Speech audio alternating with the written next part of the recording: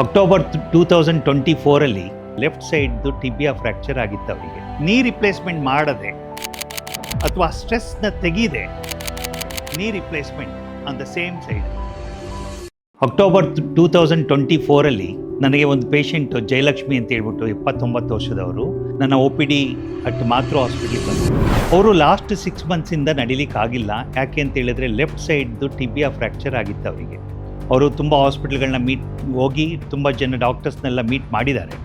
ಆದರೆ it is gone in for a non union ಅಂತ ಹೇಳ್ಬಿಟ್ಟು ನನ್ನ ಹತ್ರ ಬಂದರು. ನಾನು ಅದನ್ನು ಇವ್ಯಾಲ್ಯುಯೇಟ್ ಮಾಡಿದಾಗ ಇದು more of A stress fracture ಅಂತ ಅನ್ನಿಸ್ತು. ಮತ್ತು ಅದು ನೀ ರಿಪ್ಲೇಸ್ಮೆಂಟ್ ಮಾಡದೆ ಅಥವಾ ಸ್ಟ್ರೆಸ್ನ ತೆಗೆದೆ ಈ ಫ್ರ್ಯಾಕ್ಚರ್ ಆಗಲ್ಲ ಅನ್ನೋದನ್ನ ನಾನು ಪೇಷಂಟ್ಗೆ ಅವರಿಗೆ ತಿಳಿ ಹೇಳಿ, ಅದ್ರ ಪ್ರಕಾರ ಮಾತೃ ಮಲ್ಟಿ ಸ್ಪೆಷಾಲಿಟಿ ಹಾಸ್ಪಿಟ್ಲಲ್ಲಿ ನಾವು ಅದನ್ನು ಪ್ಲ್ಯಾನಿಂಗ್ ಮಾಡಿ ಒಂದೇ ಸಿಟ್ಟಿಂಗಲ್ಲಿ ಟಿಬಿಯಲ್ ಫ್ರ್ಯಾಕ್ಚರ್ ಏನಿತ್ತು ಅದನ್ನು ಮತ್ತು ನೀ replacement on the same side ಎರಡೂ ಒಂದೇ ಸಿಟ್ಟಿಂಗ್ನಲ್ಲಿ ಮಾಡಿದ ನಂತರ ವಿತಿನ್ 24 hours ಆ ವ್ಯಕ್ತಿನ ನಾನು ನಡೆಸಲಿಕ್ಕೆ ಸಾಧ್ಯ ಆಯಿತು. ಮತ್ತು ವಿತಿನ್ 1 month ಕಂಪ್ಲೀಟ್ ಹೀಲಿಂಗ್ ನಾವು ಸಾಧಿಸಲಿಕ್ಕೆ ಆಯಿತು. ಇದು ಅಪರೂಪದ ಕೇಸು. ಏನಕ್ಕೆ ನಾವು ಇದನ್ನು ಅಪರೂಪದ ಕೇಸ್ ಅಂತ ಹೇಳ್ತೀವಿ ಅಂತ ಹೇಳಿದ್ರೆ, ಫ್ರ್ಯಾಕ್ಚರ್ ಏನಕ್ಕೆ ಆಯಿತು ಅನ್ನೋದನ್ನು ನಾವು ಅರ್ಥ ಮಾಡ್ಕೊಳ್ಬೇಕಾಗುತ್ತೆ. ಅದನ್ನು ಯಾವ ಥರ ಟ್ರೀಟ್ ಮಾಡಬೇಕಾಗುತ್ತೆ ಅನ್ನೋದನ್ನು ಅರ್ಥ ಮಾಡ್ಕೊಳ್ಬೇಕಾಗುತ್ತೆ. ಟಿಬಿಯಲ್ ಫ್ರ್ಯಾಕ್ಚರ್ ಇಲ್ಲ ಆದ ನಂತರ ನಾನು ನೀ ರಿಪ್ಲೇಸ್ಮೆಂಟ್ ಮಾಡ್ತೀನಿ ಅಂತ ಪ್ಲ್ಯಾನ್ ಮಾಡಿದ್ರೆ ಅದು ಆಗೋದೇ ಇಲ್ಲ. ಯಾಕೆಂತ ಹೇಳಿದ್ರೆ ಫ್ರ್ಯಾಕ್ಚರ್ ಆಗಲಿಕ್ಕೆ ನಾವು ಆ ಸ್ಟ್ರೆಸ್ನ ತೆಗಿಲೇಬೇಕಾಗುತ್ತೆ.